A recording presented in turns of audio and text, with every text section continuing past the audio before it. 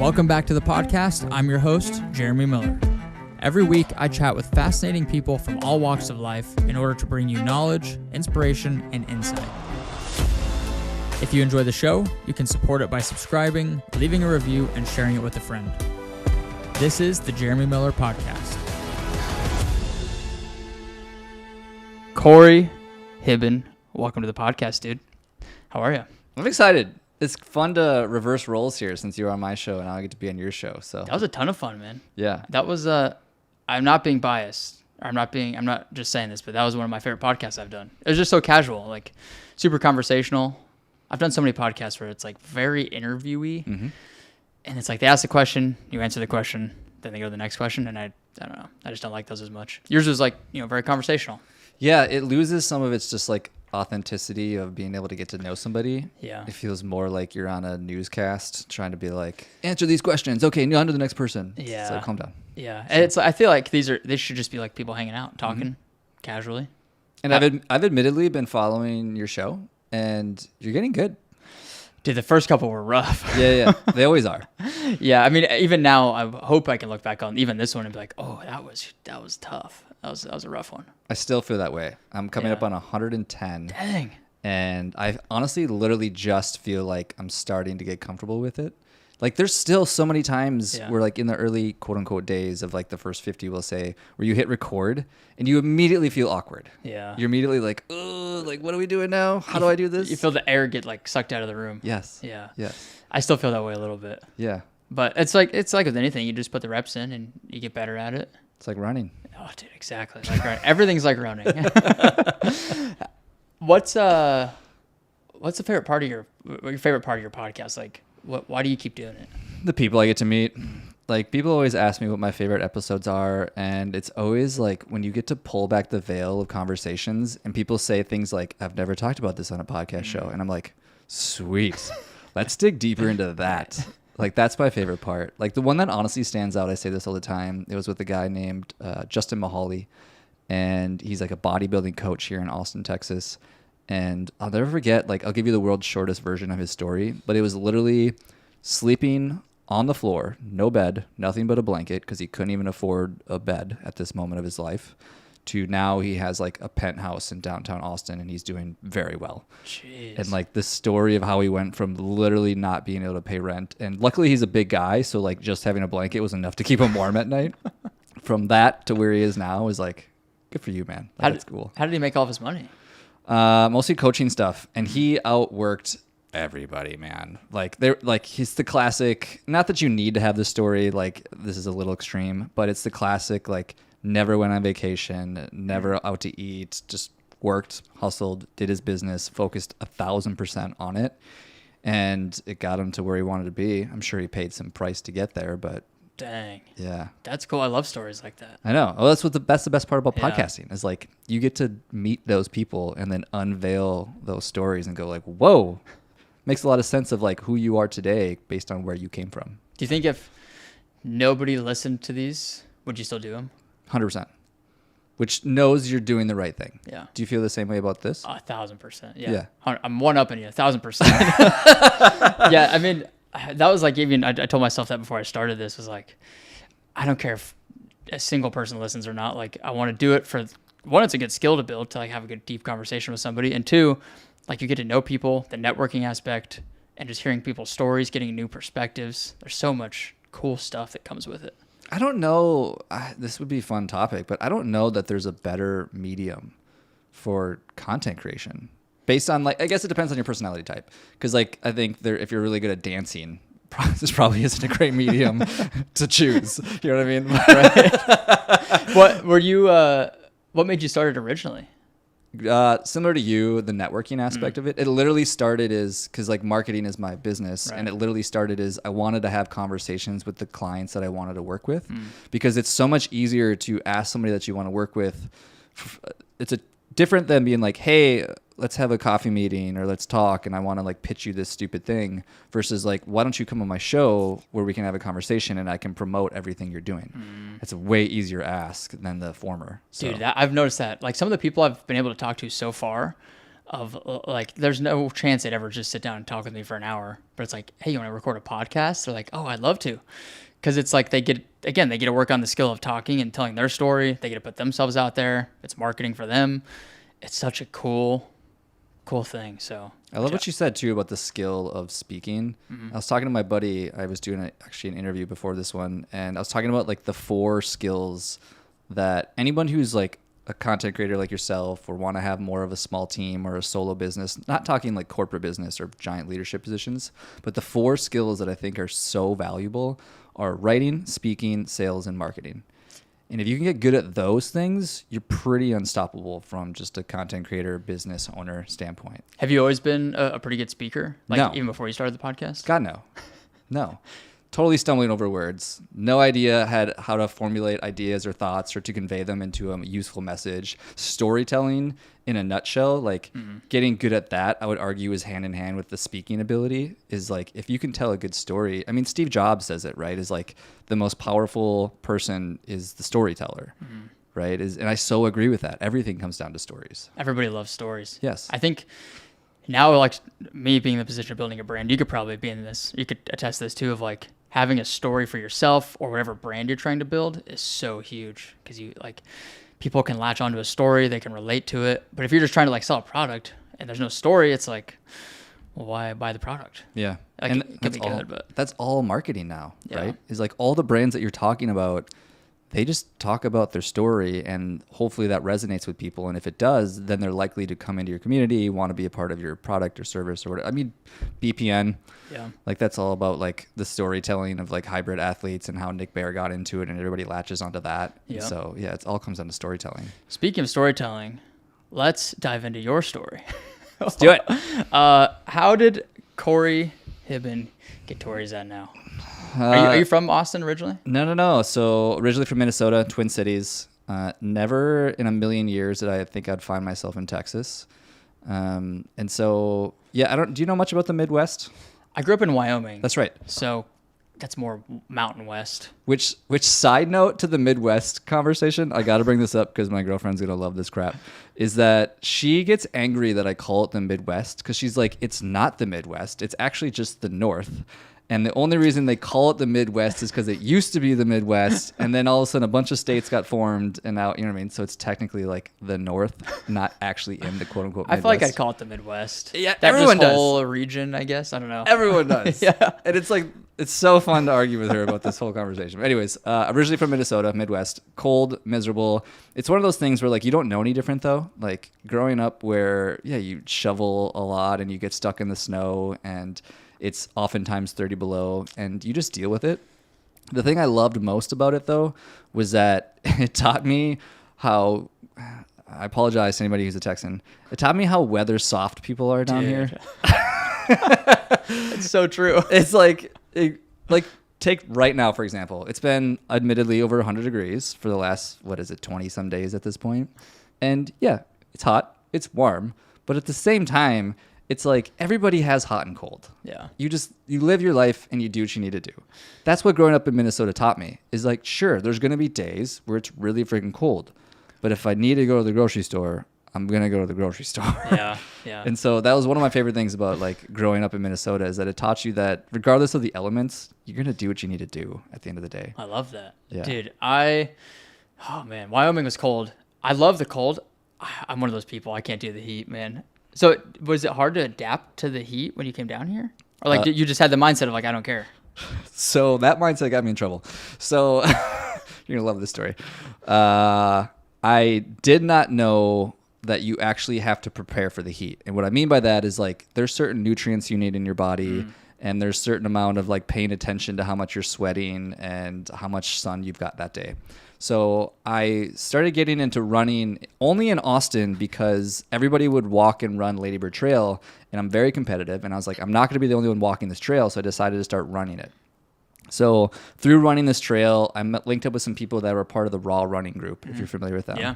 And I joined them for a workout after this was probably like my third workout of the day. It was classic Texas heat, like 100 degrees all the time. and they work out at night. So this was like my third workout. Got together with them, and it was one of those sprint style workouts. We went to some random neighborhood, and it was basically like a sprint through the neighborhood, and then you do that, I don't know, like half a dozen times or something.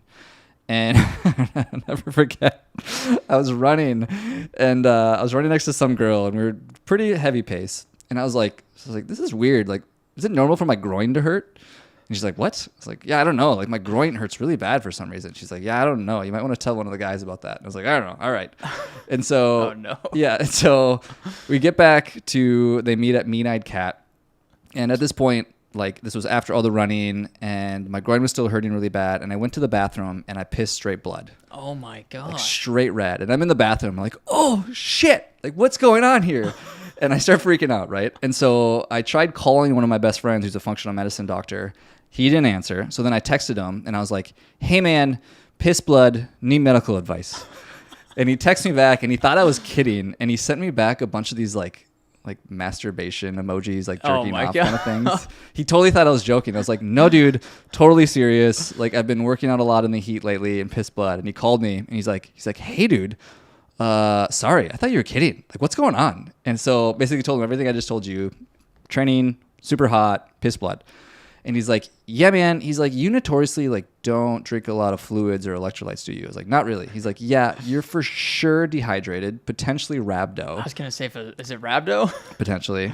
And so we looked into it. Basically, I just really stressed out my kidneys because I didn't have enough water or electrolytes in my system. Oh, my gosh. And the craziest thing about the whole deal, though, is actually the worst part about the whole thing was like, yeah, it was scary. Like, I pissed blood. That's never happened to me before, ever. But the worst part was actually, it was painful in the sense of like fiery. Like, it felt like acid, if I could, for lack of a better word. And supposedly I'm told it's because blood has a more acidic pH level. And so it essentially is like, oh my gosh, more acidity coming out. Like when you pee, like after getting out of a pool or something, maybe like kind of like stinging. Yes. Oh, dude, that's rough. And it wouldn't go away. It was like a few days where like I stopped peeing blood, but like it would still burn like that acidity as if it like, I don't know, singed the inside of my urethra, whatever. But like, so long-winded way to answer your question. No, I'm not used to, or wasn't used to the heat. And now I've since learned, since living in 100-degree heat, is I drink a lot of fluids and a lot of electrolytes, and I salt the crap out of everything now. So, dude, that is wild. Yeah. How long ago did that all happen? I think that was last summer. It's not that long ago. No. What year did you move to Austin? 21. Okay, so not long after that. That's wild, dude. Dude, the electrolytes are huge, man. Yeah, I didn't know. It's I grew up in Minnesota. I had no idea. Yeah, I post all like the dumb content that I do, and I always talk about how much sodium I'm drinking. People are like 3,000 milligrams of sodium, and they like freak out, and they're like, that's because the FDA says like 2,000 per day or something like that. Oh God, which is so little. That's like per meal for me. Yeah, and it's I guess if you're the average person, that's fine, but you gotta have sodium. Well, for how much we're training heat and running. I mean, I saw your video the other day about your sweating thing. Yeah, have you done one of those before? Mm-mm. I would recommend it. Yeah, I'd be curious. I knew I was a salty sweater, but I was pretty shocked at like how much it actually was. It was like 2,000 milligrams of sodium per hour. So it's like that on top of what I'm sweating before and after running probably too at some point. So like that's only one workout a day. Yeah. I'd be curious, do you acclimate? Like, so you do a lot of training in the heat, you're running outside, you sweat a lot. So does that mean that you now notoriously sweat more than the average person or sweat less than the average person based on that? That's a good question. I don't know the answer. Or is it all genetic? I think a lot of it's genetic, but I have heard that like people who are more heat acclimated will sweat more and like they'll sweat faster. They're like, we need to sweat now. Yeah, because their body's like more in tune with it.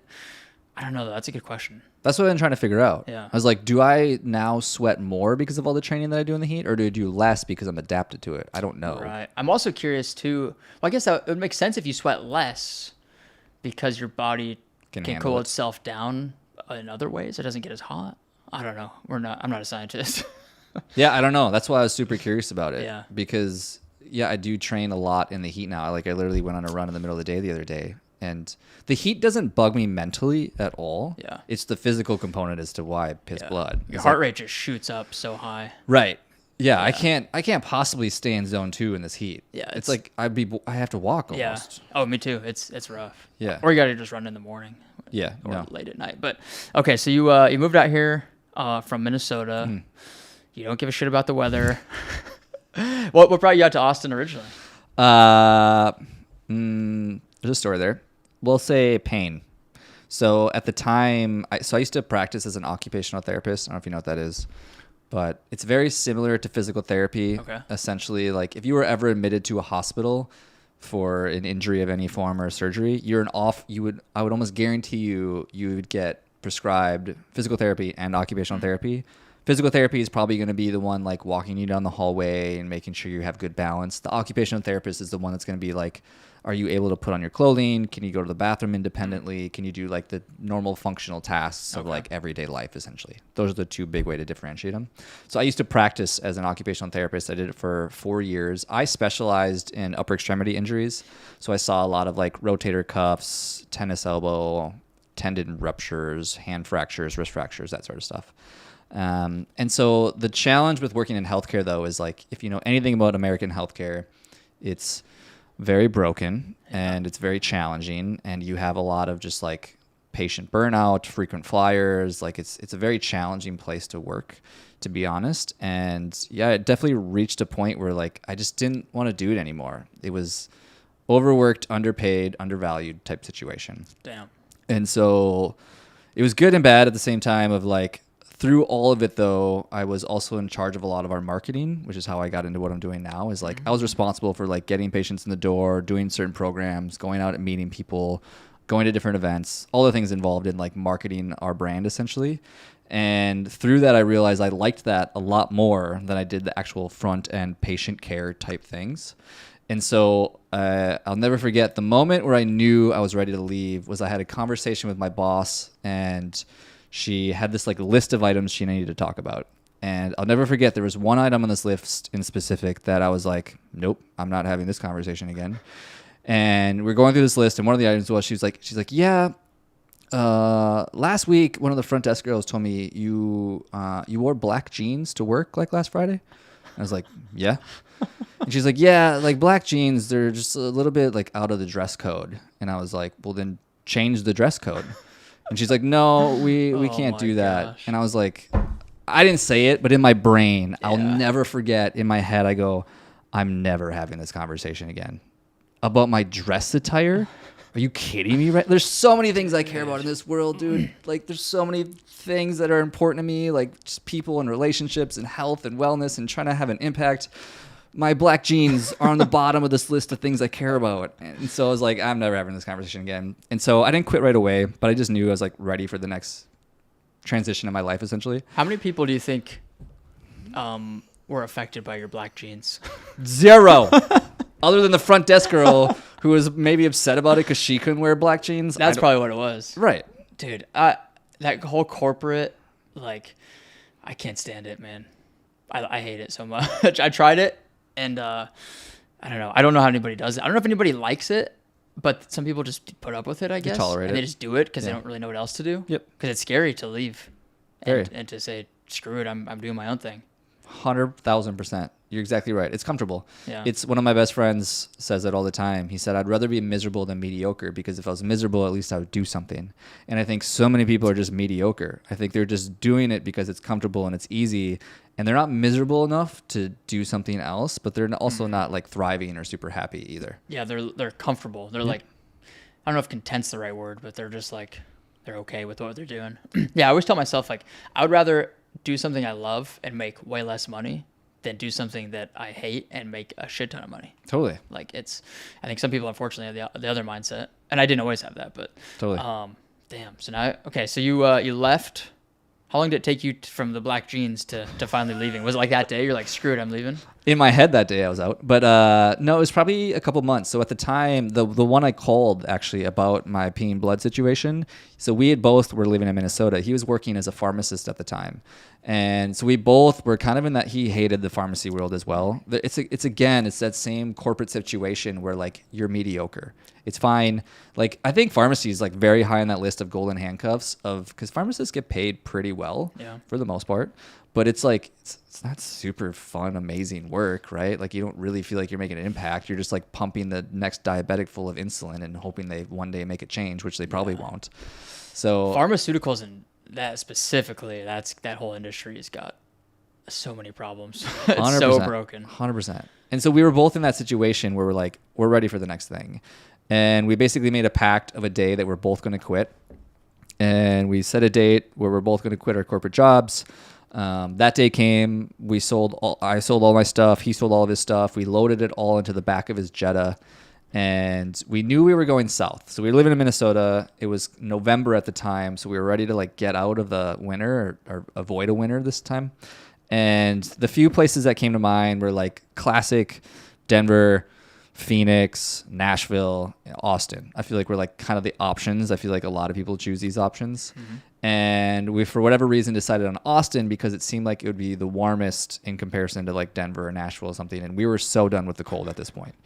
And so got to Austin, and I feel like it's kind of the classic story of like came for the weather, stay for the people. Mm-hmm. Is we got here, we were living just off of South Congress essentially, and I'll never forget. It was like the amount of people that were just like, "Hey, let's hang out, or let's go to this thing, or let's do this event, or like let's get coffee." It was like, where am I? What is like? Why is everybody not only nice but genuine? Yeah. Like those are two completely different things. You can go to a lot of places and meet nice people, but genuine, that's something that I had never experienced on that level before until I came to this town, and I've pretty much never left since. Dude, the people here are so unique in that like they're just so nice. Like you go to the grocery store, people are asking you how you're doing, and it's not like the fake like how's it going? It's like it feels genuine. Mm-hmm. And dude, especially within the health and fitness space, like there's so much happening. There's so many people here. They're just trying to make themselves better, make people around them better. Dude, you picked a good city. Yeah. And you guys literally just packed up and just drove down here. Yeah. How long did it take you to decide? Like when you left Minnesota, did you have an idea yet, or was like on the drive south? You're like, where should we go? So here's the funny thing: we drove down and we listened to Green Lights, Matthew McConaughey. Oh, that's a great book. Yeah, and so which felt so fitting for coming to Austin, obviously since McConaughey's here in Austin. And listening to that book, it was amazing. It was actually the second time listening to that book. And then so we were here for maybe a month.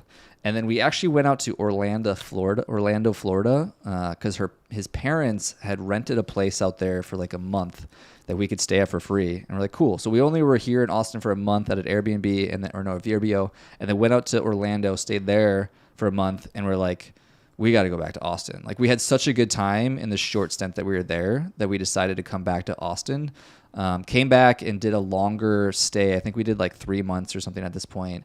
And then at the end of that 3 months, my buddy Dan, the one who I called the functional medicine doctor, he did a lot more traveling than I did. He ended up going and living in like Argentina and a bunch of other countries. I just loved Austin so much and the people here. Like I always use the terrible analogy that living in Minnesota, I felt like a dog surrounded by cats. It was like really hard to make friends. People are kind of like stuck to themselves. And then I got to Austin and like everyone's a dog. So it was like a dog at like a dog park with all of his other friends. And that's it was such like, a good analogy. That's exactly how it felt. And it was like, oh my gosh, like these are my people. Yeah. Like they want to, or dogs, whatever. They want to hang out and they want to like play and go for a run and do stuff active. And to your point earlier about like the health and fitness community, that was the other thing that really sucked me in is that, I mean, I used to be a personal trainer. I used to work in healthcare. I'm very involved in just fitness in general. And that my buddy used a great analogy of Austin is he talks about how Austin feels like a honeycomb. Like there's all these things happening here of like ideas and like businesses and startups and like inventions and technology and cool people and interesting events. And then people at that honeycomb decide to like branch out and go to other places around the country. And I'm like, oh, I really resonate with that. This feels like where so many things are happening and then people spread out across the country. Dude, I love it here. Yeah. Such a cool spot. You've done so many things. Like, because I was looking, when I was kind of prepping for this, didn't you get like was it a computer science or some sort of computer degree? I know. You're a freaking Renaissance man. My background's wild, man. How I ended up to where I am today, kind of to your statement earlier about doing what you love is really how I ended up here. And to quote Matthew McConaughey is that we're really bad at knowing what we want, but we're really good at knowing what we don't want. And so much of figuring that out just comes through trial and error and testing the waters. It's like, how do you know what you like to eat? You try a bunch of food. I think life really just plays in that same game. And so, yeah, I mean, originally I was in school for computer science. I mean, if you want to go way back, I used to be a total nerd gamer.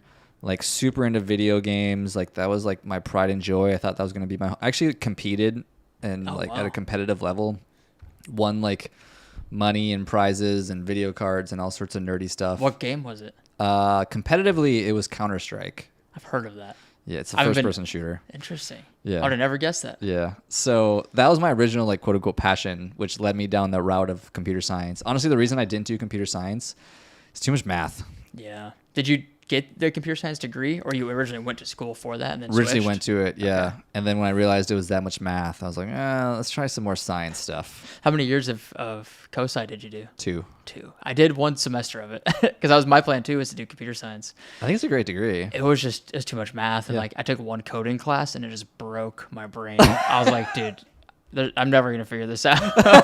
And so I switched and then got a very useful political science degree. Yeah. So that's getting a lot of use right now. But interesting. So computer science, then you switched to occupational therapy from there.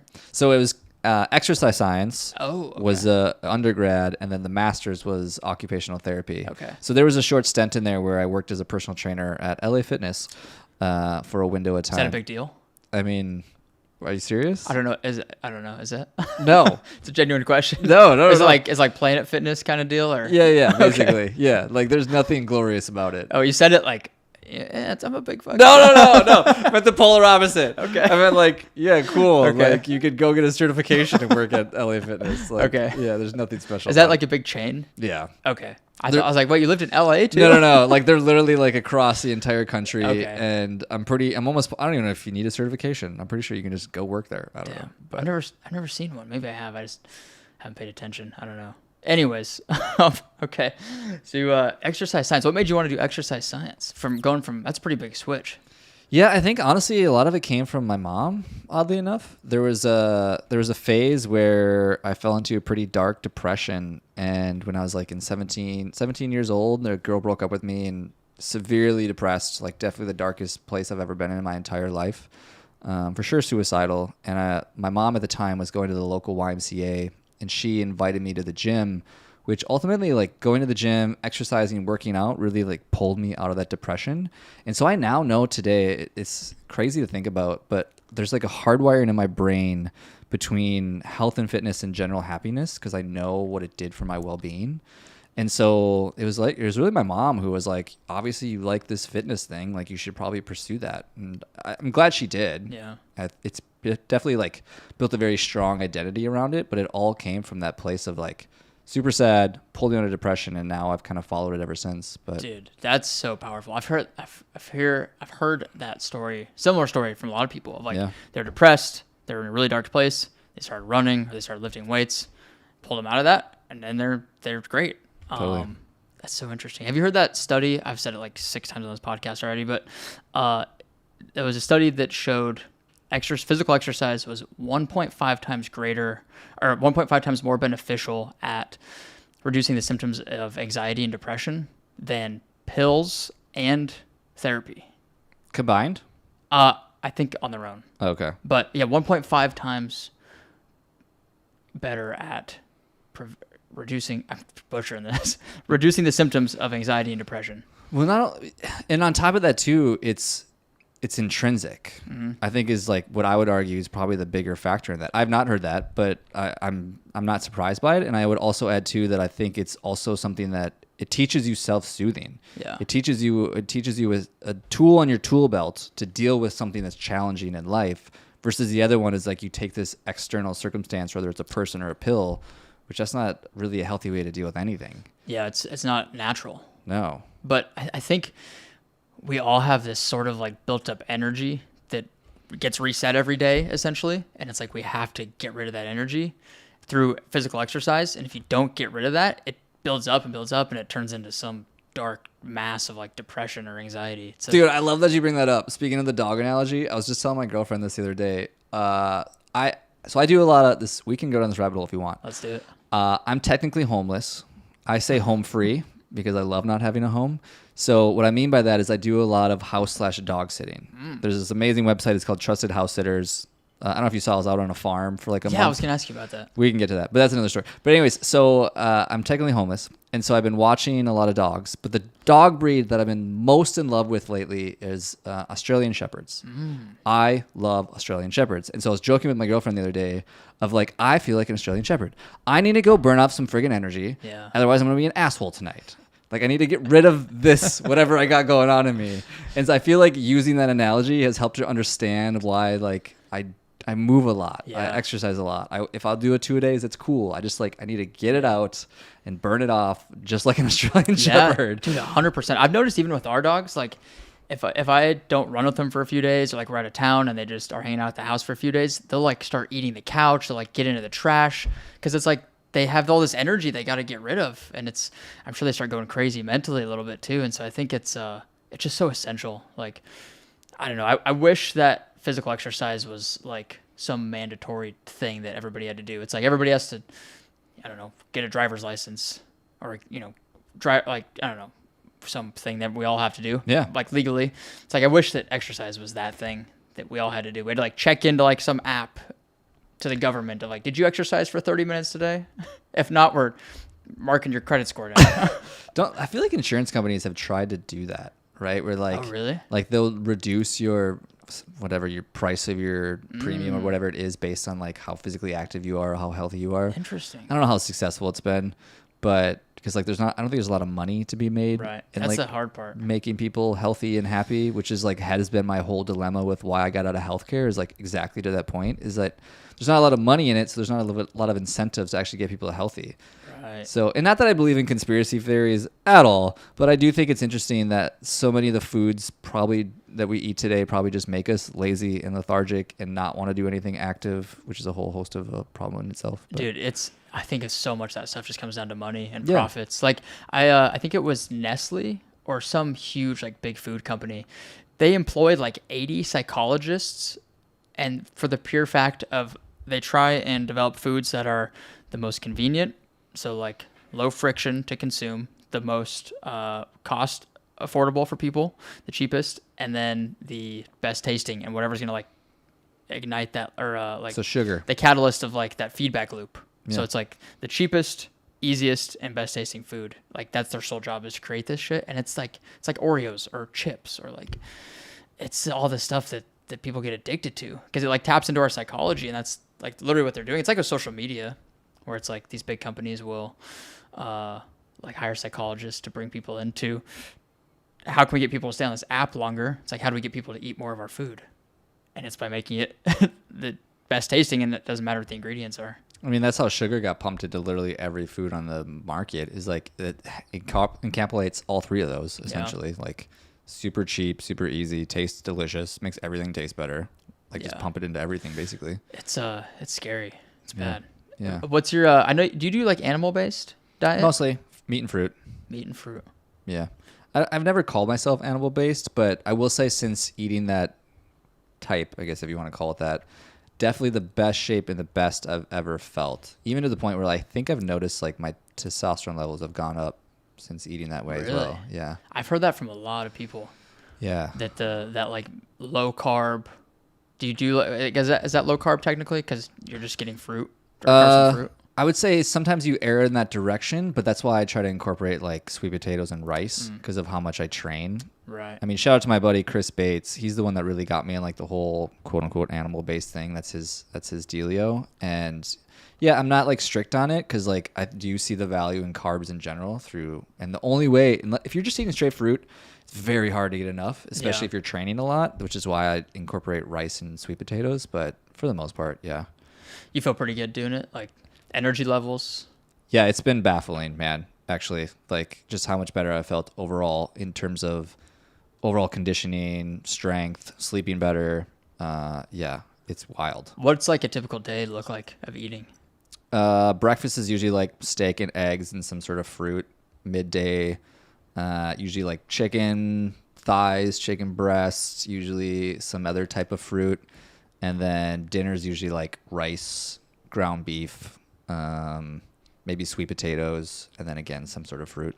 That's pretty good. Yeah. That's like, it's so simple. And there's so many fruits that you can mix it up with that like you can get real creative with it. But I know you do a lot of raw milk. Oh, I love raw milk. I know. I don't do as much dairy. I know like on this quote unquote diet, people do a lot more like goat cheeses, raw milk. I don't do a lot of the dairy stuff. I know it's good. I don't see anything wrong with it. I don't know. It's kind of expensive. Do you not like the taste or? No, I don't know. I think it's raw milk in general is freaking expensive, man. Like a gallon's what, like $16 or something? Yeah, I think I pay like 14. That's crazy. It's like triple, and basically. Like, yeah. I mean, it's great. Don't get me wrong. It's amazing nutrients, but it's like, damn. It is expensive. Yeah. Yeah, it's when I drink regular like store-bought milk, I get like super bloated and like my stomach doesn't feel right, and I drink raw milk, zero issues at all. And I think it tastes better too. Yeah. But yeah, there's a lot of nutrients within that stuff. But yeah, I do a very similar diet, like I guess you could call it animal based, and I feel so much better. Like energy levels are just like flat across the board as far as like consistent. Is probably a better word. Like when I eat more carbs, I like shoot up, have a bunch of energy, drops back down, I feel like shit, I crash. It's like that carb coma basically. 100%. Yeah. Yeah. What are you what kind of stuff do you train? Are you training for like a race or High rocks? High rocks. Have you done one before? No. Remind me what the events are for that. You have, God, man, now you got me on the spot. Assault bike, the erg, box jumps, I think, burpee broad jumps, sled, push and pull, farmer's carry, I think, and then there's one more I can't think of. But it's very conditioning based. If anybody's like trying to understand what it's about, yeah, I think it's 8 events, 8 exercises. In between every exercise is a run. And basically everything is conditioning based. Like it's not a lot. It's not like CrossFit, like where you're trying to like snatch or clean or deadlift or anything like that. It's all conditioning.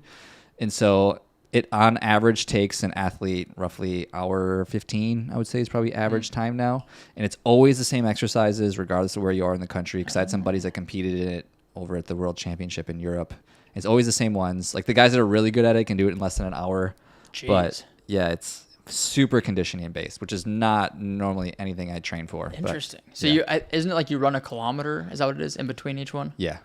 Damn. So it's like, yeah, definitely more cardio, but a little bit of strength still required. Yes. Because what's the heaviest thing you have to move? Is it the sled probably? Yep. So it's you push and pull a sled, and I don't remember how much it weighs, but that's by far the heaviest one. And I think I'm going to do a partners one with my buddy Ross here. Do you know Ross Churn? Yeah, yeah. So him and I are going to do it as a doubles, which basically then you can split it up. You can split it up however you want. You have to do all the running together, but then how you do the actual like exercise piece of it, you can split it up whatever you want. And he's bigger than I am. He definitely has like probably 40 pounds on me. So I'm like, dude, you have the sleds. I'll handle the conditioning stuff. And so, yeah. Did you play sports growing up? Baseball. Baseball. Yeah. There's no conditioning in baseball. Like, really? Dude, when I played baseball, that's all we did was run, it seems like. Really? We maybe sprinted to first base, but that was about as... I was always so confused why we ran so much, because I'm like, you don't run during the game, really. Exactly. I don't know why you... Other than like the 90 feet to the base, we ran so much. I hated Really? it. That's why I hated running for so long, was because we ran so much in baseball. I don't know. We didn't... Maybe we had bad coaches. Interesting. I don't know. We didn't do a lot of running. Dang. Did you play like through high school, college? Middle school, high school, not college, no. Nice. But... yeah. What got you into the like training and all that stuff, like doing high rocks? Have you done a marathon yet? So I did my first ever half marathon this last was it May or something? I don't remember. But the BPNs Go One More. Okay. I initially signed up to do the marathon, and so I just didn't give myself enough time. Let's just be honest. I bit off more than I can chew. I started training for the marathon thinking that I was going to be able to do it. I was like, I'm an athlete. I can handle this. Wrong. So I started training for this, did way too much, way too early. Started getting like IT pain pretty bad, both knees, especially from somebody that has no running background. I didn't anticipate the fact of like, there's a lot of skill to running. I feel like every time I get into a new endeavor, I realize that there's so much more about that thing than I ever anticipated. Yeah. Every single time. And so running is a perfect example. It's like, yeah, you just put on shoes and run. Wrong. There's like so much to it, from like gait patterns to cadence to tempo to stride length to shoes to all of it, right? Like there's so much to be learned about something that seems so simple. And so partway through my training, I switched from a full marathon to a half marathon. Which, funny story, speaking of Ross, I'm going to give him a quick shout out because it's actually kind of funny. I was training for the half marathon. He wasn't even signed up for it at this point, and then we were maybe a month out. And all of a sudden he's like, "Hey man, doing the half marathon with you at the BPN." I was like, "What?" I was like, "Have you been running?" He's like, "Nope, just gonna send it." I was like, "Okay."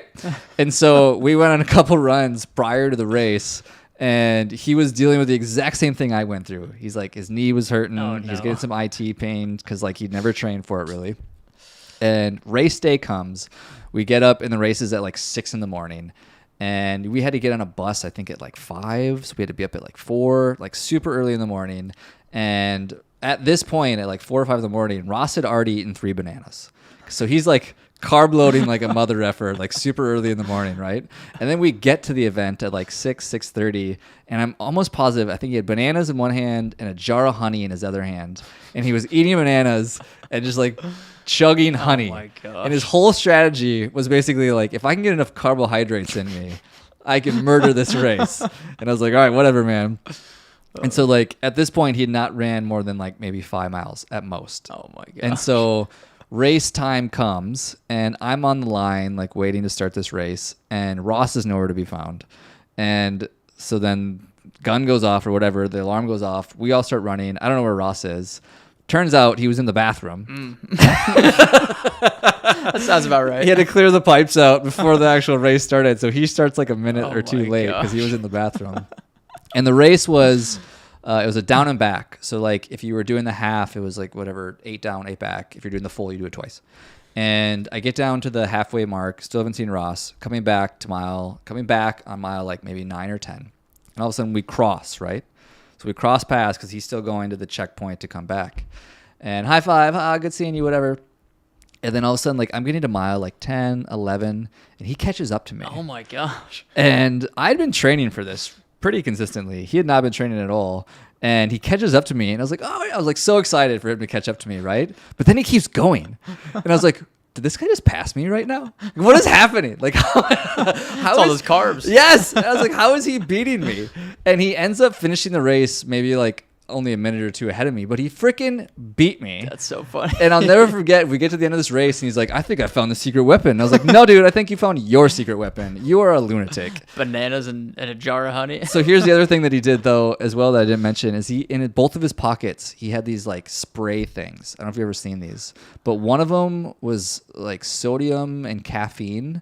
And the other one was like carbohydrates. What in the world? I don't know who makes them, but you can just like spray them into your mouth like in the middle of the race, and it just like goes right into your system. Oh my gosh. So he had those in his pockets as these like nitro boosters.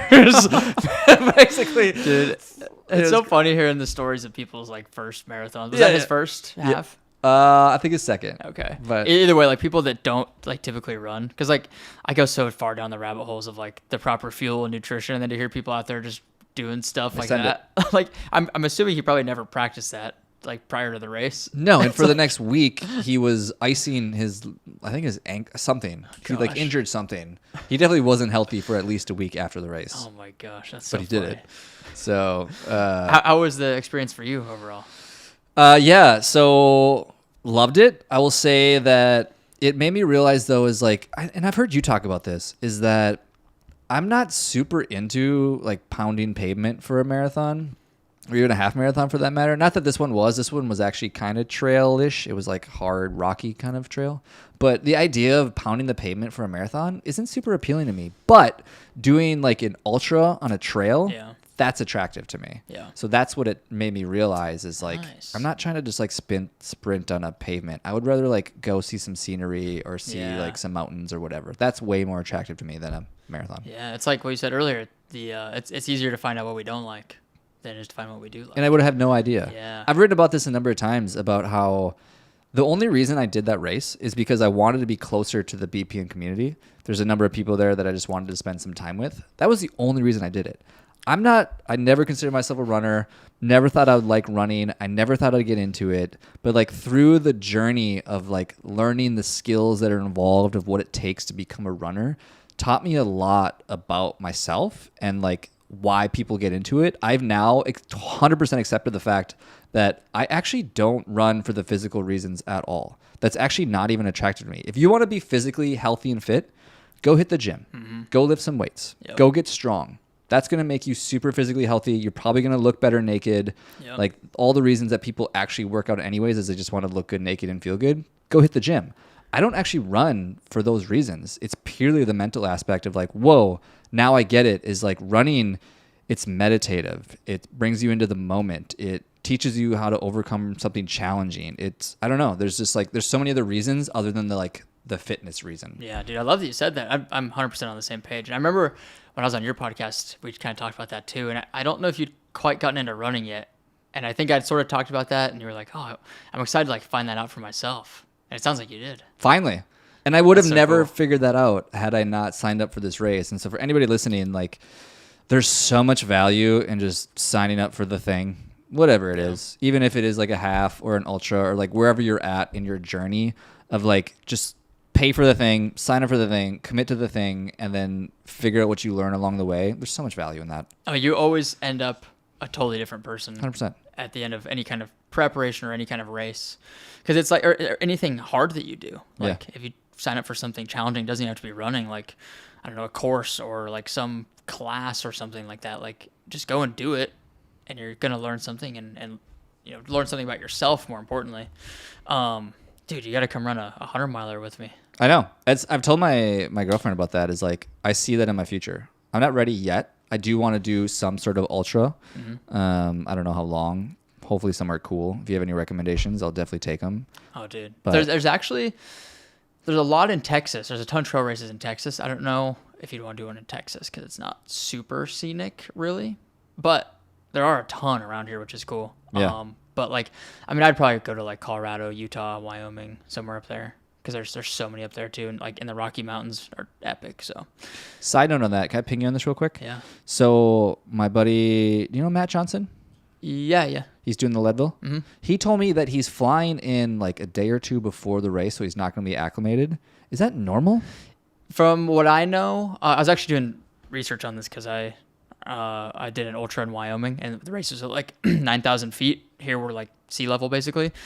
So I was wondering like how long it actually takes to acclimate. And from what I know, it takes about 3 to 4 days for your body to get like 80% acclimated. So it happens pretty quickly. But then it takes like a full month to get that last like 20% or so to like be fully acclimated. But it's within the first like 3 or 4 days. So flying in the day before is interesting. I think most people try and get there like a week before if they can, or a few days at least. Day before is that's risky. That's what I thought too. Here's what he told me. He said there's 2 schools of thought. There's one where you go a little bit early and you get acclimated, and then there's a second where basically you just don't allow your brain to figure it out. I don't know if that's accurate. I would prefer the former personally. Yeah, I mean, from what I had looked up, it said like if you give yourself about 3 or 4 days, you can get like pretty far. But I don't know. I mean, I'm not a scientist, so I don't know the science or data on it exactly, but interesting. Yeah, I mean, those ultras are crazy, especially when you're up that high. Like, I mean, going through the mountains is hard as it is, but when you also have the oxygen debt, that's like a whole nother element. I'd be curious as what it'd do to my heart rate, because I was posting about this the other day. My resting heart rate's in like the high 30s, and it's super low. And so whenever I tell people, it's actually very hard for me to get my heart rate above like 170. Like I could push till I feel like I'm going to pass out, and it's unlikely I'll get above 170. I'm sure the elevation would be the one thing that would probably push that higher. It's actually very similar to the heat. So like it's a different acclimation that you have to have, but if you are like heat trained, it'll almost sort of cancel out, because like usually when you're in the mountains, it's cooler. So as long as the temperature is lower, it'll kind of cancel out a little bit. But again, over time, like during a 100-mile race, you're running for like 24 plus hours. So that's when it can kind of take a toll. But like if you were to just go for a run, like an 8-mile run or something, you probably wouldn't really notice it. But I don't know. Does your heart rate come back down as you go and get used to the elevation, or no? Yeah, I think it's kind of like the heat, where it's like there's a threshold, like where no matter how many times you run in 100-degree weather, it's probably always going to be higher. Right. I think it's kind of the same thing with elevation. Like you'll adapt a little bit, but I think always it'll be a little bit higher. Yeah. Interesting. Yeah.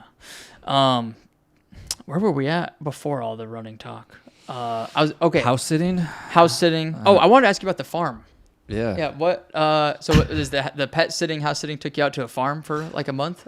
So my lease was ending, and at the same time where I was about to do a bunch of traveling. So like even after this, like next week, I'm going to fly to Minnesota, or I'm going to spend a week up on the border of Canada with 7 other guys. We're going to do some camping up there. And then I'll spend a week in Michigan. I'll come back to Austin, and then I'm going to California for Ross's wedding. I'm going to Italy for my buddy's wedding. Damn. And then I'll probably be back in Austin. So I have a bunch of traveling coming up. So at the same time where all this traveling is happening, my lease was ending at my apartment in downtown Austin. And so I was like, well, fuck it. Like, I'm not going to renew a lease. I'm going to be doing a ton of traveling. I'm just going to house it, basically be homeless for a while. And so one of the opportunities that popped up is like, I wanted to spend a little time outside of Austin for a little bit. And there happened to be a farm. It's about 60 some acres, just 30 miles outside of the airport in Austin. It's this 2 couple, Karen and Graham. They're the coolest freaking people ever. Graham he's from Dublin, Ireland, and he's a classic Irishman, super vulgar, tells amazing stories, loves to cuss, nicest guy on the planet, and he loves his Guinness. And so I went up to them, met all the animals. There's goats and chickens and turkeys and longhorn and a bunch of exotic animals from like black buck and all sorts of stuff. Damn. And I got out there, met them. They're super cool, super lovely people. And they're like, yeah, this sounds great. And they have 2 Australian Shepherds. And I was like, sold. And so they left because they had a bunch of stuff over in like Switzerland and a whole bunch of other stuff. And basically I was responsible for the farm for almost a month. And so just you? Mm-hmm. Oh my God. And so, which it sounds like a lot, but honestly, it's once you kind of get the hang of it, it wasn't too tough. And but so I was out on the farm for almost a month, which me and the animals, like people would come and visit, like my girlfriend would come out, or friends would come out and stay and visit for a while. But for the most part, it was just me. And prior to this, no farming experience. This is exactly my point about how I got into running, is that when you just do the thing, you learn so much about yourself and what you like and what you don't like. I love farming. It was so cool. Amazing. It literally changed me forever, man. Like if I was to give you the biggest lesson that I learned from spending almost a month out on the farm, was prior to this, I was always kind of the type of person that avoided responsibility for the most part. It's like I don't really have a house, I don't have kids, I don't have a wife, I don't have anything like responsibility wise. And because I had this belief in my head that somehow like responsibility felt like a burden. And what living on the farm taught me, though, was that when I was responsible for all these animals, like every morning I'd wake up and I was like, man, I hope everyone's alive today. And it taught me that like having responsibility gave me such a sense of like purpose and meaning. It was unbelievable. Like knowing that literally their lives were in my hands, no joke. And there was a scare where so partway through being on the farm, Graham came back for a couple days, the Irish guy. And we woke up the next morning and he's like, hey man, did you eat one of my fucking ducks? And I was like, what? He's like, yeah, there used to be 5 and I could only find 4 out there. And I was like, oh no. I was like, are we missing a duck? He's like, just fucking kidding. I think maybe a raccoon got it or something. And I was like, Jesus. So we legitimately, I think we lost a duck, right? Oh no. And he wasn't upset about it, and because like sometimes a raccoon or a fox will like eat these ducks or whatever. And he was explaining the whole situation to me, so I was like, oh, thank God. And but then a few days went by, and I actually ended up finding the 5th duck because she might have had like a litter of ducks somewhere, and sometimes when they have a litter, they'll like disappear for a while. And so I sent him a photo. I was like, found your duck. Super excited. And he's like, oh, awesome, that's great. But what I realized is like, oh man, like this feels really good. This feels good knowing that like these animals, I'm responsible for their life. And it gave me so much meaning every morning knowing like if I don't do something today, like these animals could die or whatever. Yeah. And now like projecting into my future, I for sure see a farm in my future. Like I think about, Ryan Holiday? Yeah. And he has like a hobby farm out in Bastrop. Yeah. I could totally do that now. Like that sounds so attractive to me. It's unbelievable. That's awesome. Like that same lifestyle. Have you ever had dogs, like taking care of dogs or anything, or no? We had cats growing up, but those are pretty self-sufficient. Yeah. Interesting. Yeah. Does it make you want to have kids, you think? Oh, my girlfriend would love me to say yes. Yeah, I think yes. I would say like that responsibility and that sense of meaning and purpose. Like ever since my nephews were born, ever since he had kids. That was the first time where like prior to my brother having kids, I thought kids were the worst thing on the planet. I was like, get them away from me. They're so annoying. I don't want anything to do with them. And then I had my nephews and I love them to death. And like, there's something about them being yours and your offspring that makes you just like fall in love with them. And then, yeah, the farming thing has definitely opened another door of like, wow, I'm kind of good at this and I kind of enjoy this and this feels really good. So that's cool, man. It's got to just be like fulfilling, like in your soul probably a little bit, right? Like we probably all have some sort of inherent thing that like we want to take care of something and like, because it's fulfilling. It's like when something is reliant upon you, it's kind of scary at the same time, but I think it takes yourself out of it. Yeah, you get rid of your ego. Yes. Yeah. Because otherwise it's all about me, which is like, right. It's fine. Like there's a time and place to like take care of yourself. But at some point, it's like, is it really all about you? Like, is that all you're here to do? Like, is that the coolest thing you can do? I feel like it's kind of hardwired into our brains. Because, I mean, I guess one of our human purposes is to, like, procreate and, like, continue on our species. And part of that is, like, taking care of a child and raising it. So I wonder if it's got to be some kind of, like, primal, inherent, like, itch that we have to like, be responsible for another being. Totally. I felt that with my dogs. Really? When we first got dogs. And now I feel like I treat our dogs like children.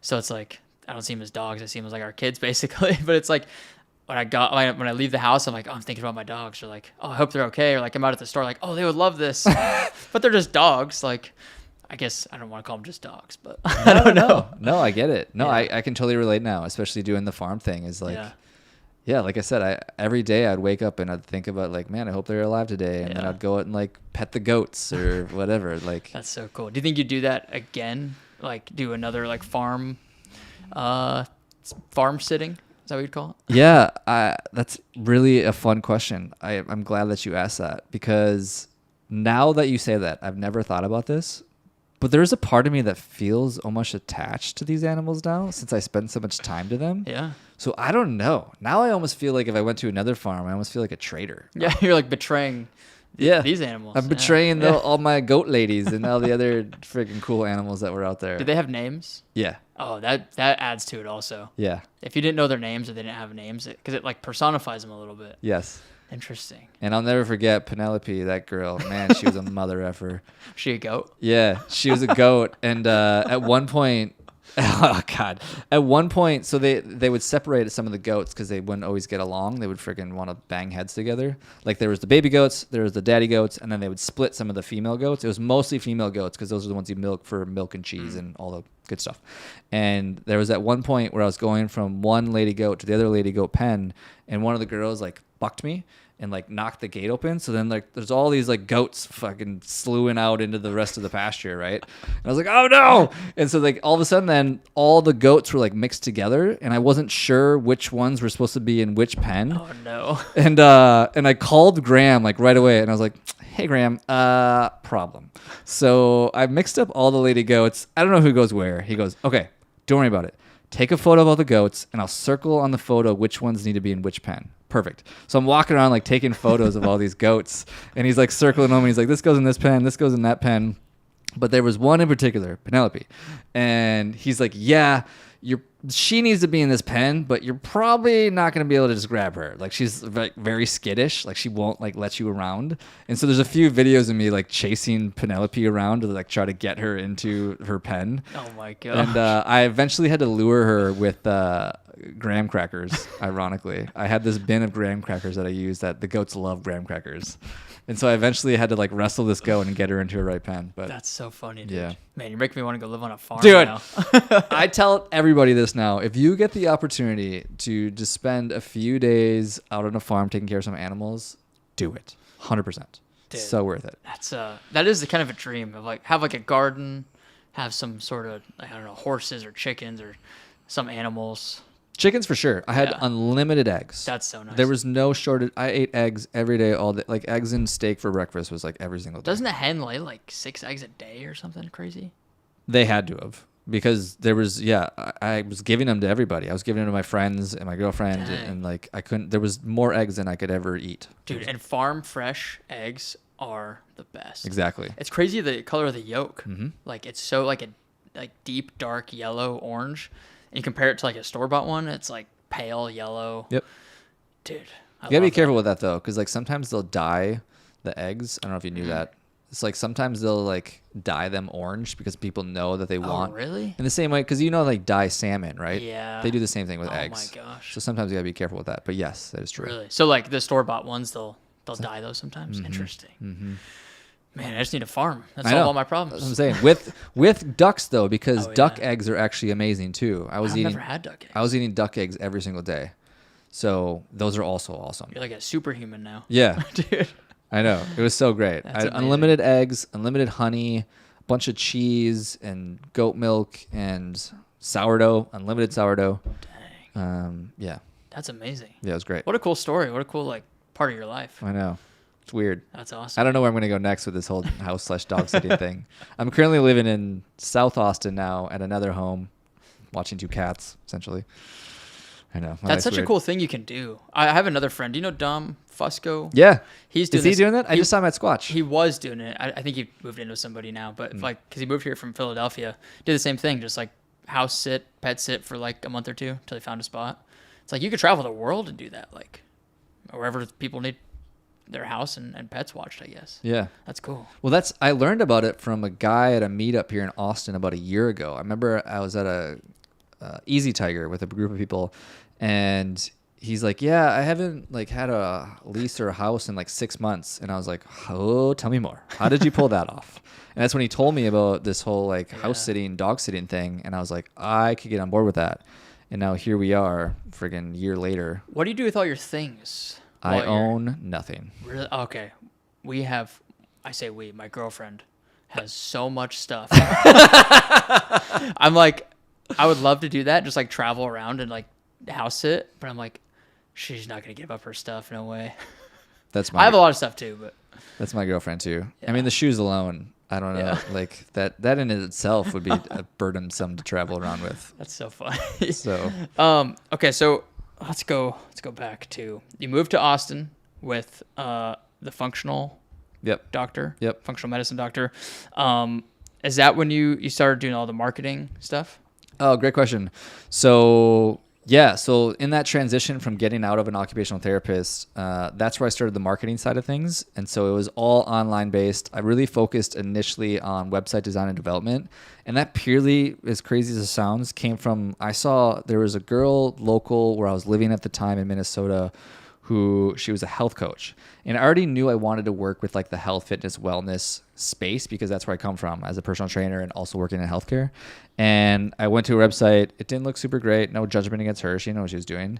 And it was literally just like a cold email. And I was like, hey, I'd love to fix up your site for free. I think I could do a good job of like helping you get some more clients. And she's like, sure, of course. Like, who wouldn't say yes to that? And through that, man, crazy enough is like I got so many clients through that one relationship purely because it turns out she was a health coach for other health coaches. Oh, so she had this giant network of health coaches basically that she tapped me into. Oh my gosh. And I was like, well, this worked out swimmingly. And so that's how all the marketing stuff started, was that one relationship of me literally just reaching out to add value. I didn't want anything in return. She even wanted to pay me. And I was like, no, I'm purely interested in this relationship. I just want to help you out. I just want to add some value to your business. Helped her with her site, did that, started helping out a bunch of health coaches. And have pretty much been doing it ever since. And like it's evolved, right? I work with different demographics now and like a lot bigger companies. I don't work with a lot of health coaches these days, but yeah. And now it's like our bread and butter is really website design and development. We do some content marketing, basically anything that you can think about that would be involved in like a funnel, right? It's from like a content to a website to a landing page to an email, like all that basically is basically what I do now. Damn. So that's how any great business is born. It's just like helping somebody out for free, might add a little bit of value. That's such a cool. What are the chances? Like the one person you offer to help. And she was down the street from me. That's so cool. Like literally it was like a Google Maps. She was literally like 3 blocks from me. And so like our first meeting was a walk around our neighborhood. It was like cool. How we met. Dang. And so I've been in touch with her ever since. Do you code the websites? Like how did you learn how to code? All self-taught. Everything from everything from designing to developing to branding is all self-taught, like all online courses. And that's why I said too, is like your original question of how I ended up in Texas and Austin and a lot of that stuff is like, when I say pain, I meant that sincerely, is like I was in a place where the pain of staying the same was greater than the fear of the unknown. And I think that can be really helpful for a lot of people because like that actually gets you to take action. Like I was willing to do anything to learn and to figure it out. Like even when I first started helping her with her website, I'll be honest, I didn't know what the fuck I was doing. Like I sort of knew a thing or two about the internet and webs. I knew more than she did. Let's just say that. I didn't know a lot, but I definitely knew more than she did when it came to like the internet and marketing. Let's just say that. And though like it was just continuing to learn and iterate and figure out, like even now, like my latest obsession has just been getting really good at SEO, which is just like another piece of the whole online marketing piece of it. And so, dude, that's something that I've realized is like, sometimes you just gotta fake it till you make it a little bit. Like, dude, it's like you might not know. You're not gonna know everything right off the bat. But like, if you know a little bit more than the average person at something, like just go all in on that thing. And if you like it, if it's interesting to you, and you could see yourself doing it for a period of time, like just do it. And through that, like we've talked about, like you're gonna learn how to do it. You're gonna develop the skill, become more efficient. You're gonna go down this rabbit hole of whatever it is probably, and then that's how you become an expert in it. It's like the Malcolm Gladwell, like 10,000 hour rule. It's like you spend 10,000 hours or 10 years-ish on something. Like that's where you become an expert on it. And it's like, how long ago was all the website stuff? Has it been 10 years yet? No, God, no. Oh, no. Okay. And I'm nowhere near that place of mastery. It is a skill we talked about even before we started recording. The skill that I want to continue to evolve and get better at is just digital marketing in general, because I would argue it's probably one of the better, if not one of the best skills you can develop just in general, especially in today's world, especially from like a content marketing standpoint of like, that's a skill that if you look at the people who are crushing it, and when I mean crushing it, I'm talking like business and influence and impact, they're creating content. Yeah. Every one of them is like, your Dwayne The Rock Johnsons or your Kardashians if you're not into them, or your Mr. Beast, or your, I don't know, name your very, very popular person. They're crushing it because they're creating content. It's all content. It is. Dude, that I would attribute the things I'm doing now 100% to content, because it's even the relationships you probably built. Yeah, like, dude, the relationships, like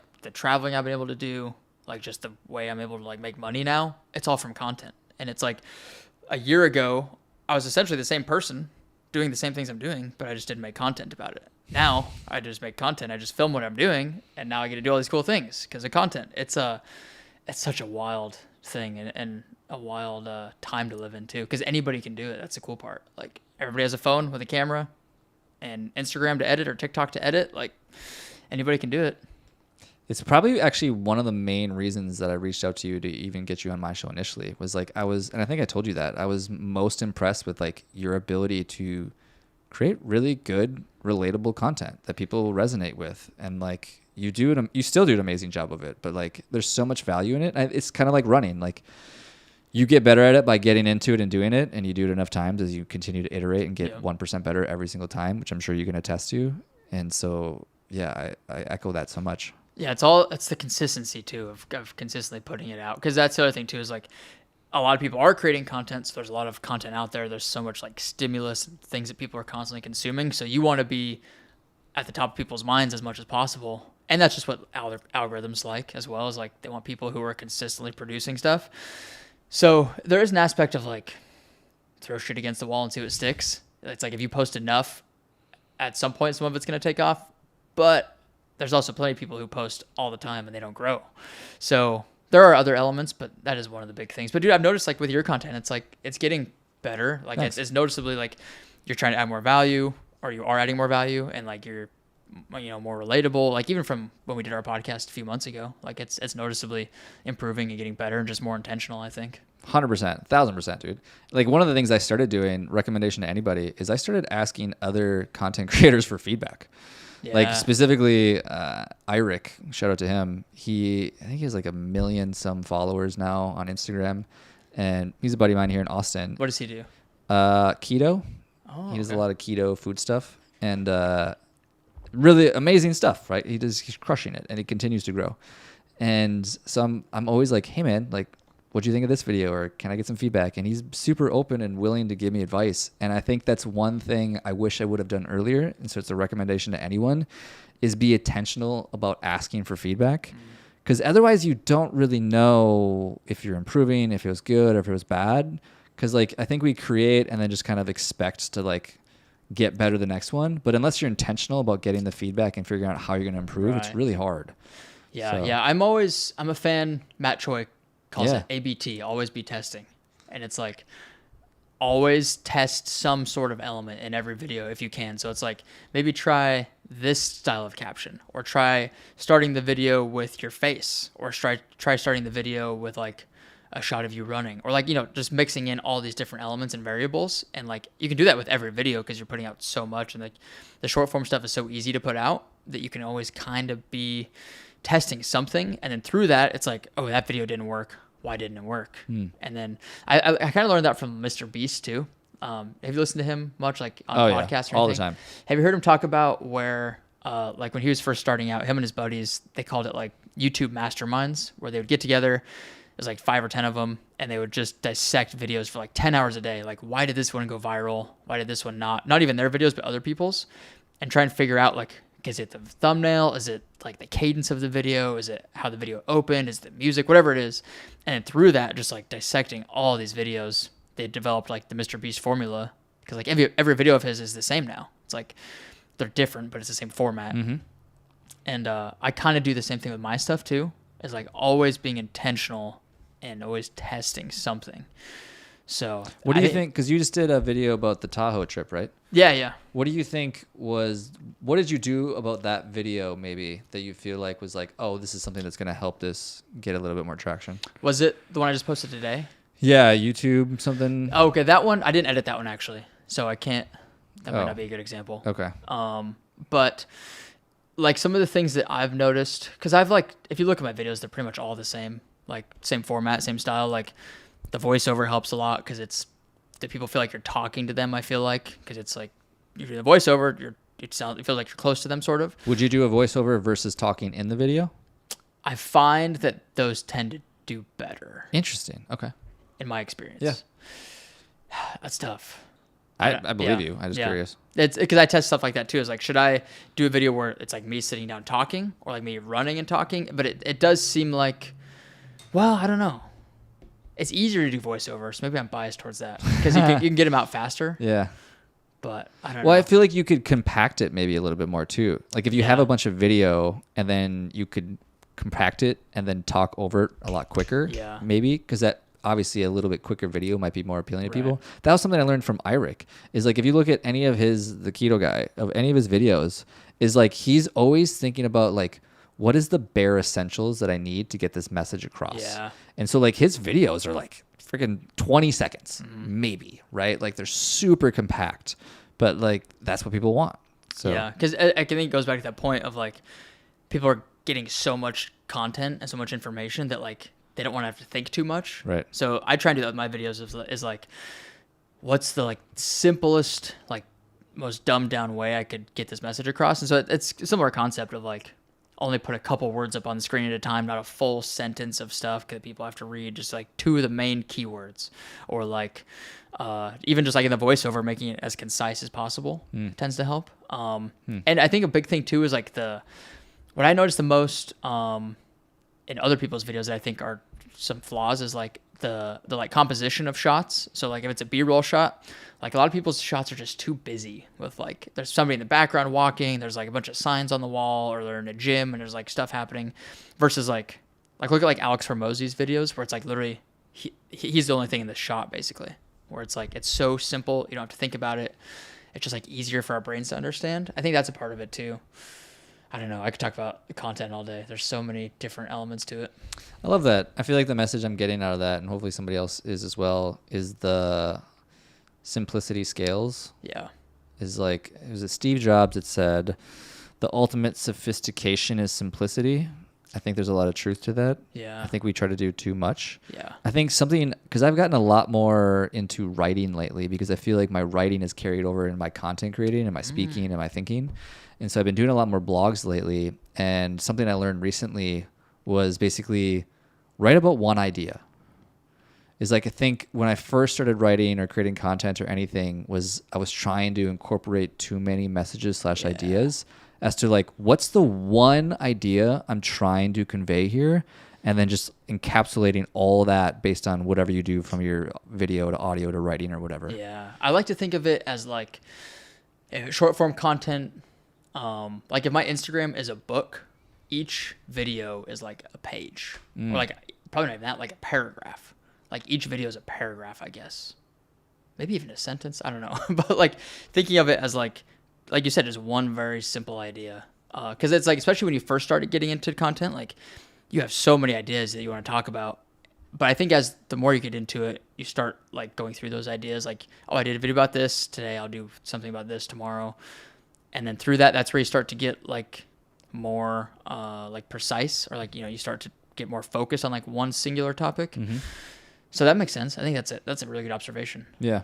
The other way it's been described to me as well too is that some of the better content creators, they say the same thing over and over again. They just repackage it. Yeah. I think there's a lot of truth to that as well. Dude, I've done like 100 of those, what I eat in a day. I've done so many of those, and they do good every single time. People love it. Eat in the day, listicles are great.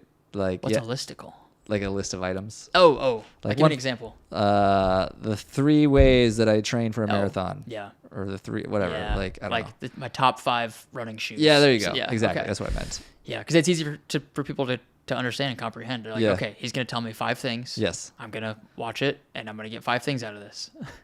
Because there's a start and end. Yeah. 1, 2, 3. Oh, this is 5. This is the last one. Cool. And I can go to the next video. Yeah. It's like, not that people are dumb, but it's just people have short attention spans, and like they're just constantly fed all this stuff. So I think just simplifying and making it easy to understand is a big part of it. Well, I think it's accepting the fact that people get on social media because they kind of want to check out for a little bit. Yeah. They're not necessarily in there to, you know what I mean, dive deep on something or to dissect something. If they wanted that, they would listen to this. They would listen to a podcast show if that's what you're craving. But you don't get on social media when you're craving depth. You get on there because you're like, oh, cool, I get to do something mindless for a little bit. How many times a week do you post? Do you have like a every day? Every day. That's the key, man. I'm on, it's kind of, so my main platform is LinkedIn because that's where my audience is in terms of like other business owners for the most part. I don't love it because I feel like LinkedIn is like inbox spam city of recruiters, and I don't know. It's not a lovely place to be, I'll be honest. I've never really been on LinkedIn. You're not missing out on much, I'm going to be honest. But I've posted every day on LinkedIn for today will be 541 days in a row. Holy shit. Yeah. So coming up on 2 years. Yeah. What's a typical post? Is it like a little like paragraph, like an idea, or I don't even know what you post on LinkedIn. Dude, it's evolved. It continues to evolve. I now have kind of dialed it into pretty templated for the most part. Like every Thursday is when my podcast episode comes out, so there will always be the thumbnail photo of my podcast with a brief summary about that. 2 to 3 days a week is a quote from my newsletter that I can basically just like snapshot a quote from my newsletter and rewrite that. And then the other 2-3 days is usually like some sort of short video from usually the podcast show. And so it's pretty templated at this point, so I can continue with it. But has it continued to grow? Like, do you have a good size following on there now? Yeah. It continues to grow and continues to trickle into building my newsletter. And I mean, the main reason I'm on it is because like it feels like the only platform where you're still getting good organic reach. I feel like all the other platforms it's hard. Yeah. It's really hard. Yeah. Twitter's super saturated. Instagram's become super saturated.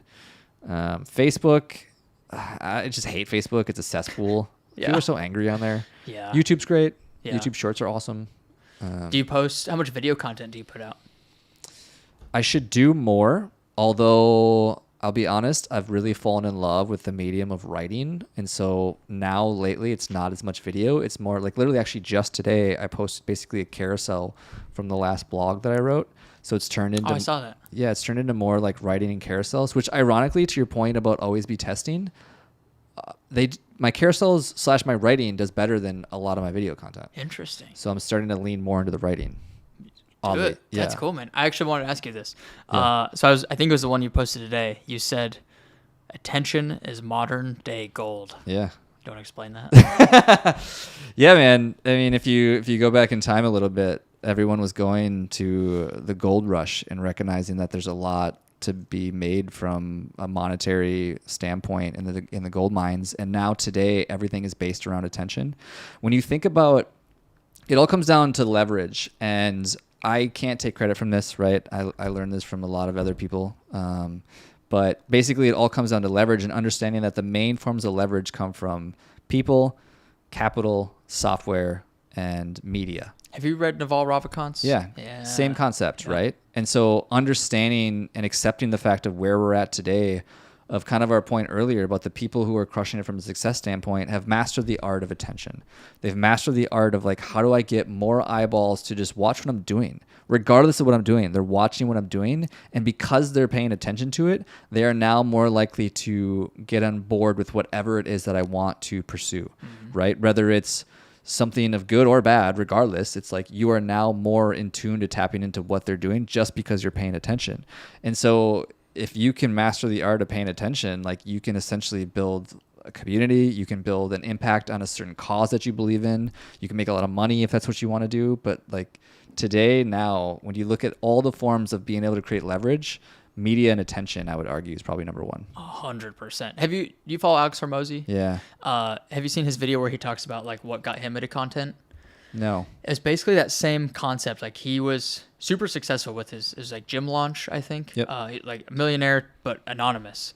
And he was like, how do I level up in like this world of success and money and all this stuff, or whatever his goals are? And so he looked at like, I think it was Kylie Jenner who sold her makeup company for like $1 billion. The Rock sold his tequila company for like $1 billion. Yep.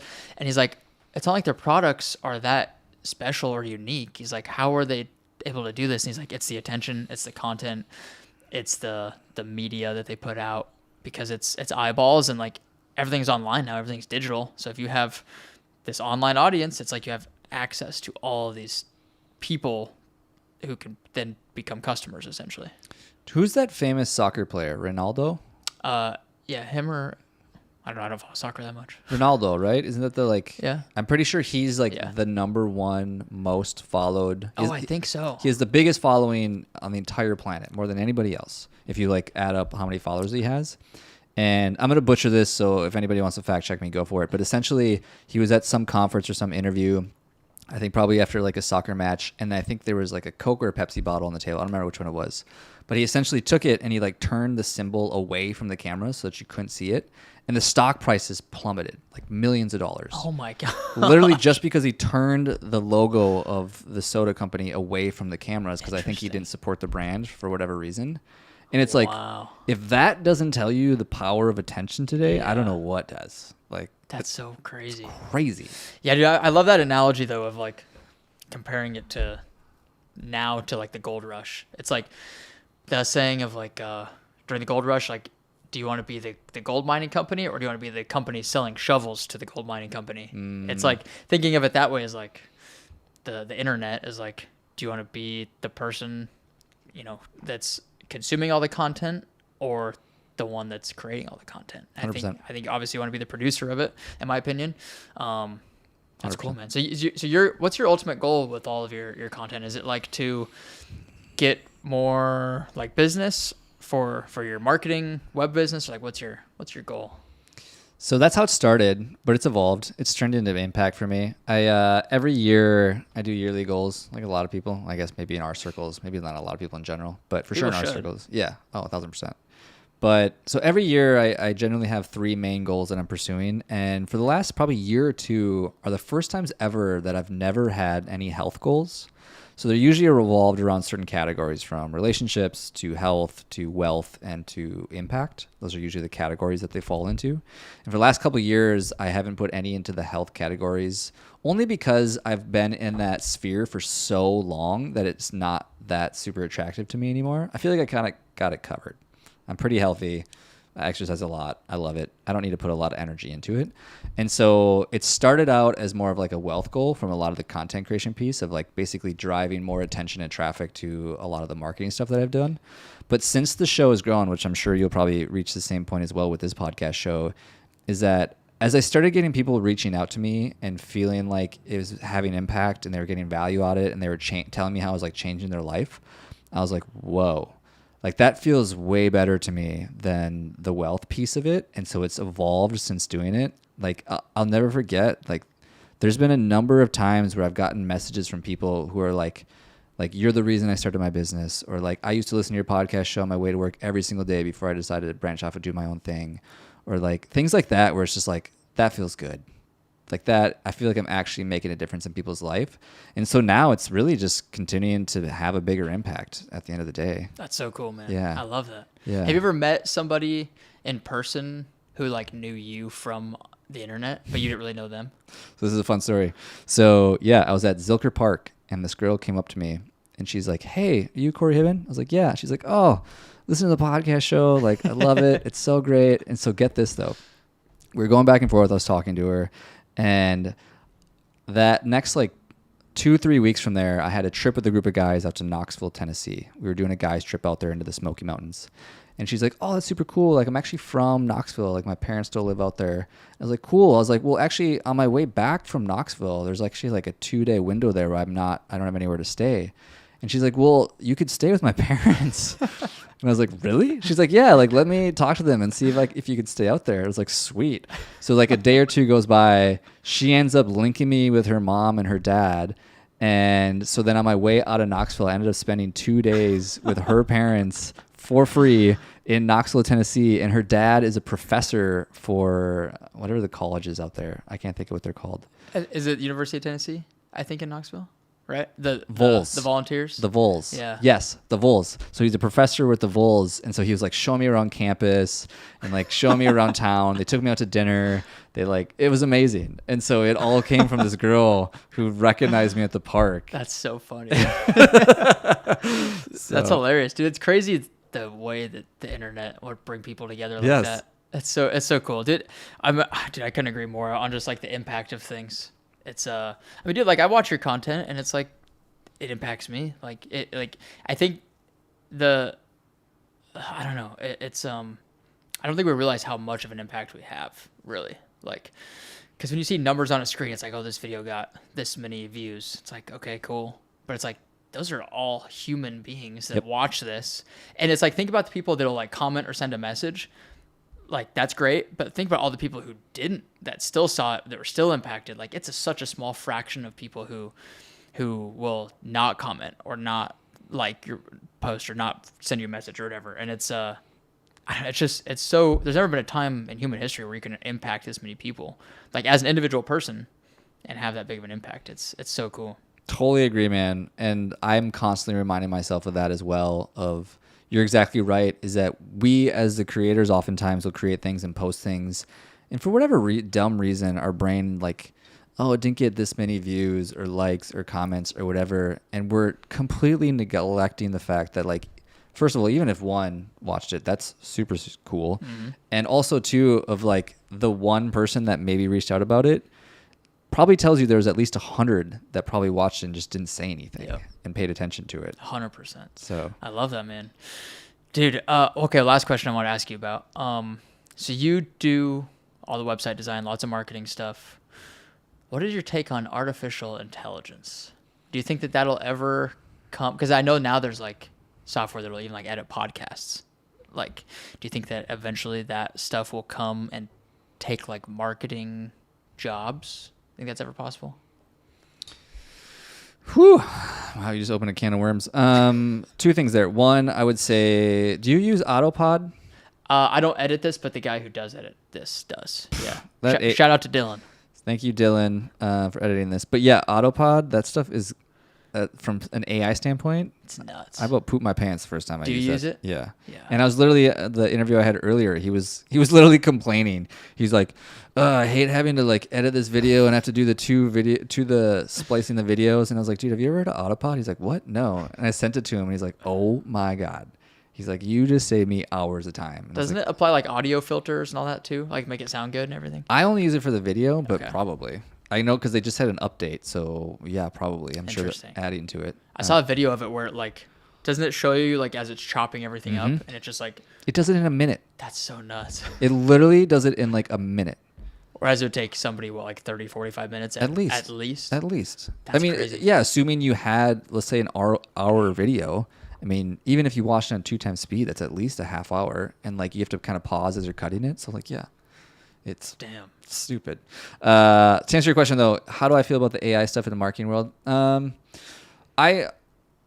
I think it's going to come down to all technology. I think we love to fear technology and neglect the fact that we, as for entire human civilization, have always feared the future of technology and getting rid of jobs and everything that's going to come from it.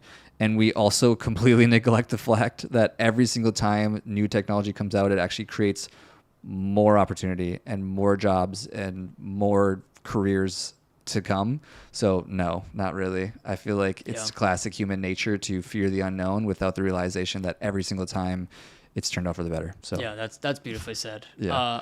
I think I'm on the same page. It's like, I don't know, when the cars came out, people are like, well, what about all the people that pick up all the horse poop or something? It's like, there's going to be so many other things created. Yeah. Interesting.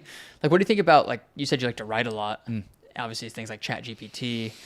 Like, do you think writing could eventually be one of those things that gets replaced? That's the most interesting thing about AI in general, is that the creative outlets are really where you're seeing a lot of the AI technology show up. Yeah. From writing and some of the crazy, what do they call that? Where it's like a fake video. The deep fakes? Yes. They'll probably do that to this podcast we're doing right now. I know. Like, that stuff's become very interesting. I will say, I mean, as an asterisk, I have a buddy who he was doing copywriting for a while and essentially lost his job to quote unquote AI. So yeah, there's some degree of that, but I don't know. Do you follow Cal Newport at all? It sounds very familiar. So basically, he wrote the book Deep Work. Most people are familiar with that. Oh, yeah. Most people are familiar with that concept, but he's been talking about this for a long time, which I sort of agree. I think that there will always be space for the people that are really, really good at what they do. I think that technology often will just like chop out the people who have always been subpar at something. So if you love writing and you want to continue to be good at writing, then just get really good.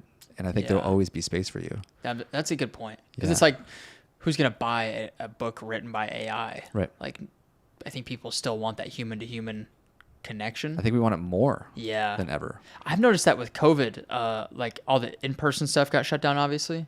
And I think now there's like such a hunger for in-person events and people getting together and doing like human-to-human connection. Like it's, I don't know, I think we all have like that deep desire for these human connections, I think. And so 1,000% agree. Yeah. And when this stuff like AI comes along, I think it makes us realize that even more. Yes. 100%.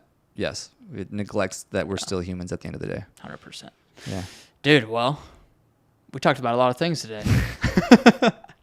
I don't know where we're going to go with this. I didn't know either. I've loved every second of it. Actually, I do want to ask you one more question. Yeah. How do you go about prepping for your podcast? I'm always curious to hear this. I take the Buddha approach, aka the middle way. So I know people that super duper over prep and they know every in and out of a person, which I think is fine. And then I know people who don't do diddly, and I think that's fine. I think I would take the former than the latter, but I take more of a middle approach for this reason. I think that I want to know enough about you that we can have an interesting conversation where you don't have to talk about the same things that you always talk about, because what happens is when somebody gets the same questions over and over again, like, where did you grow up and what are you into? It's like they go on autopilot and people feel that and it's boring. But I don't want to know so much about you that it loses exactly what you're talking about, of like the authenticity of the conversation, where I'm also like, whoa, that's interesting. I didn't know that. So I want those moments as well. So I'll prep for like an hour or two for somebody. Yeah. That seems pretty good. Yeah, it's like the Rogan approach where he doesn't do any prep. Yeah. As far as I know. Well, then he can get away with that though, because he'll do like a 4-hour conversation. Yeah. So you can kind of get Who away has time with for that? Yeah. God, that's amazing though, actually. I cap it at like 2 hours. 2 hours is good for me. That's a lot. And you only do one a day? No, one a week. Or I mean like one interview, like. I've never done more than one in a day. Okay. That seems mentally exhausting. Dude, I did one day where I did 4 back to back. Oh my gosh. My girlfriend was like, she's like, I don't expect to hear from you today. I was like, good, because I'm going to be dead. How long are your episodes typically? About an hour. About an hour. That's a lot of brain power. I was fried, dude. Totally fried. You have to be so engaged and like curious, and it's takes a lot of brain energy to do that. 4 in a day, my gosh. Especially, I don't know about you, but I'm very introverted, so I was like, I was exhausted. Yeah. Oh, me too, 100%. I would have never guessed that about you. Yeah. Oh, very, very much so. That's what's so funny is like a lot of the community building stuff that I do, people assume that I'm extroverted, but they don't realize that like I maybe engage with people once or twice a week. Most of the time I'm like just working on projects, creating content, doing my own thing. I don't work out with anybody. I don't generally run with anybody. Yeah. I do meetings as few as possible. So yeah. Yeah, there's a balance to things, I think. Yes. Yeah. Damn. Well, dude, let's end it there. This was a ton of fun, man. Thanks, man. Appreciate it. I enjoyed this. Yeah. Where is the best place for people to find you if they want to connect with you and maybe hire your amazing marketing skills? First and foremost, I would love if anybody checked out the podcast show, The Health Hustle, Austin, Texas, all platforms. If you wanted to find me, though, you can go to my website. It's coreyhigh.com, or I'm most engaged on Instagram and LinkedIn. Beautiful. I hate Facebook. Who uses Facebook these days? Unfortunately, it's still like the biggest platform. But is it really? Yeah. It's all the old people. I know. Boomers. That's who uses it. Boomers. Oh, my God. They love it. Dude, well, we'll let them have it, I guess. Thanks, brother. All right, dude. This was a ton of fun, man. We'll see you later. Peace. Thank you so much for tuning into the show. If you enjoyed this episode, please make sure to subscribe to the channel, leave a review, and share it with a friend. We'll see you in the next one.